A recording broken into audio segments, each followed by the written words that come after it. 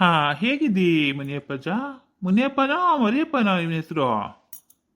ಮುನಿಯಪ್ಪ ಅಂತಲೂ ಅಂತಾರೆ, ಮರಿಯಪ್ಪ ಅಂತಲೂ ಅಂತಾರೆ. ಹೆಂಗಾರು ಕರೀರಿ ಡಾಕ್ಟ್ರೇ, ನಂಗೇನ್ ತೊಂದ್ರೆ ಇಲ್ಲ. ನೀನ್ ಹೇಗಿದ್ಯಪ್ಪ ಗೋಪಿ? ನಾನ್ ಚಂದಾಗಿದ್ದೀನಿ ಡಾಕ್ಟ್ರೇ.